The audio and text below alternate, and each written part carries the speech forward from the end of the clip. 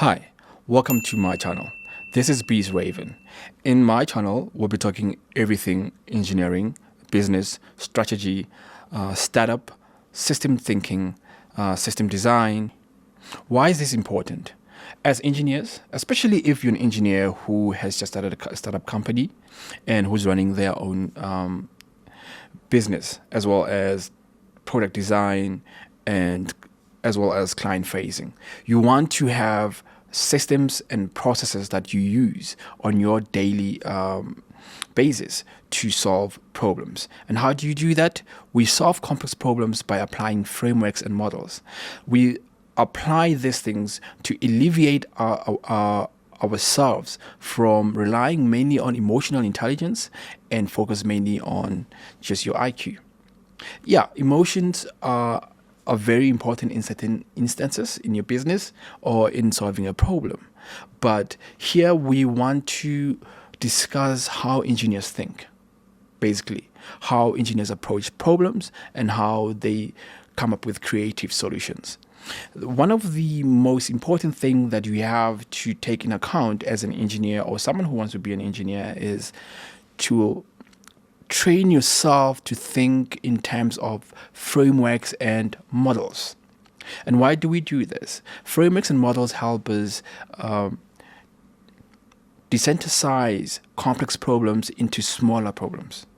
We look at a system holistically, but when we approach it and when we solve it or when we design a solution for a system, we then look at it from a perspective of subsystems.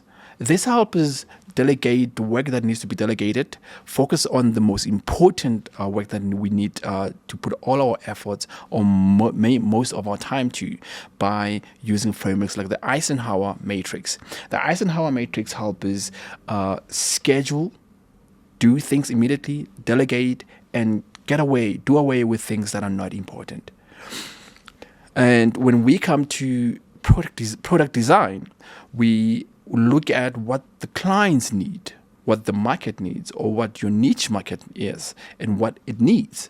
And you can't just marry an idea or marry a solution. You have to literally emphasize with your clients, with your community, or with whatever populace that you are trying to cater a service to. And we use things like design thinking in this instance. Thinking help us emphasize with our clients, help us ideate. Ideation is a process where we create 1,000 solutions or approaches to a problem, and we don't get to marry a particular one solution. And this helps us iterate problems quicker, table them down, put them down on the table and see which one works and which one doesn't work. From there, we take the best solution and we start design, we prototype, and we test, and then we deploy to our clients. We will talk about things like DevOps. There is a cycle of processes and stages that goes into DevOps. We'll talk about SDLC, Software Development Lifecycle. We'll talk about Agile methodology. We'll talk about system approach, system thinking, system design. We'll talk about domain-driven design. How do we solve business logic problems and translate the business logic problem into a software development problem?